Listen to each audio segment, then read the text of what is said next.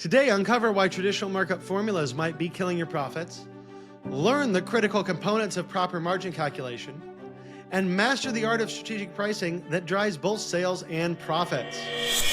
Hello, and welcome to the Bar Business Podcast, where we help bar owners increase profits, attract loyal guests, and simplify operations so you can avoid burnout and finally enjoy your life outside of your bar. I'm your host, Chris Schneider, the Bar Business Coach. Today, we're diving into the essential elements of menu pricing and margin calculation to ensure that every item on your menu contributes to your bottom line. It is so interesting to me when I talk to bar owners and hear how they've come up with their pricing strategies. One that I hear often, and I was just talking to somebody this week who said this to me, well, I just wanted to be a little bit cheaper than everybody else. And my response to him was, well, do you think there's a reason why everyone else is making more money than you? I mean, obviously, if you're cheaper than everyone else and you're serving the same types of food and you have the same suppliers and you have the same margins, if everyone else is charging more, they're making more money than you are.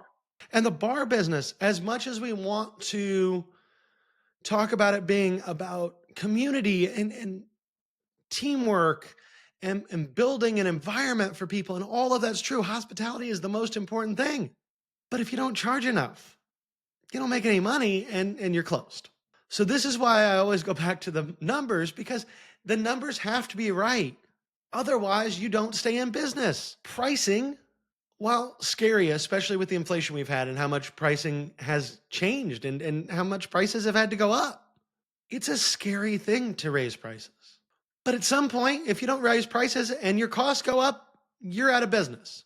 And that causes financial stress, it causes unstable operations, and it causes you to spiral downwards. You're better off charging for things than not. So let's talk through some key points today on pricing. The first one is you have to actually understand your cost. You have to actually understand your cost. And with bar owners, where I see this incorrectly applied the most is pour cost on a cocktail.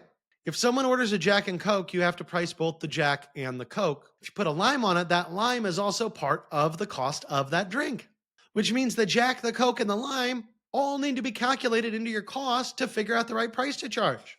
And we've talked about this before, but the more complex you get in your cocktails, if you start doing like tiki cocktails, the liquor isn't the majority of your cost in that situation. So you have to have accurate pour costs in order to have correct prices. The other thing you have to do is factor in waste and spillage. If we think about draft beer, most draft beer is impossible to pour at a 100% yield. You're never going to get 100% of the beer in a keg out of that keg into a glass and serve to a guest. If you do it well, you're probably 95-ish, 92% yield. So if you don't understand that you're not pouring 100%, but you're pouring 92%. You can't factor in that waste and spillage that will always occur into your prices. And that's going to make you think you're making more money than you are, or that you should make more money than you will. So you have to factor in waste and spillage as part of your true costs. You cannot just price off of what the liquor costs in a cocktail. You have to price off of the waste and spillage, the liquor, the mixers, and the garnishes. And if you're putting a little plastic straw in it, that's a garnish that gets included too. So make sure you're accounting for everything when you set a price. Otherwise, your margins will never be what you think they are. Now, talking about margins never being what you think they are, how do you even go about setting proper margins? Well, you need to determine your target.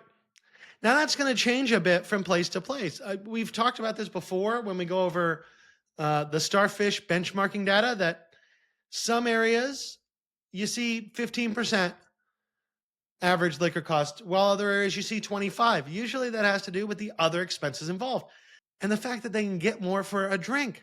You know, if we think about it, in New York City, your rent and all your non-controllable expenses are far higher than in, New Braunfels, Texas. Texas is cheap, New York City ain't. So you better charge more for that drink in New York City, and you better have a higher margin on every drink you pour in order to cover those non-controllable costs. Versus in Texas, you could have a 25 or 26%. And when it all calculates out, makes more money than somebody in New York City with a 15% margin. So you have to adjust for those local market conditions, and you have to determine profit margins. Now, that means that you need to understand your costs in order to understand what that percentage needs to be in order to calculate that out. So part of setting proper margins is having the rest of your financial picture in play to get that right.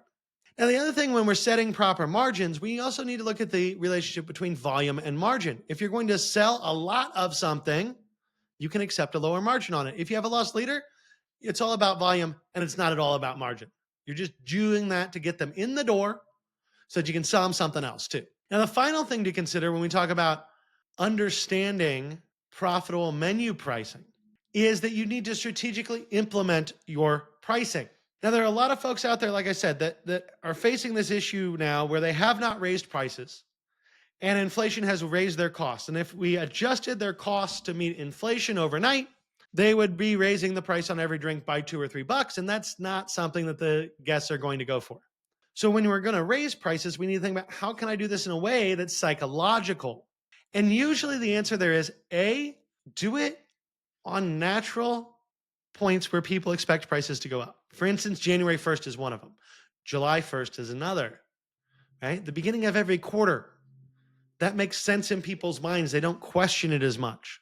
Now, the other side of psychological pricing is how you put prices on your menu. So if you put a dollar sign, if the price is $9.99, you put $9.99. When someone looks at a menu, their eyes are drawn to that because we look for dollar signs. And when we see 2 decimals, we know it's money. Depending on where you are, you might be better off just putting 10 there without a dollar sign because people won't see that as a price in their brains. The other thing we need to do when it comes to strategic menu pricing is we need to implement menu engineering. And I know I talk about menu engineering a lot because not a lot of people do it and everybody freaking should. Because that is how you understand the relationship between price and popularity of every item on your menu. And so really, you should be doing menu engineering every quarter.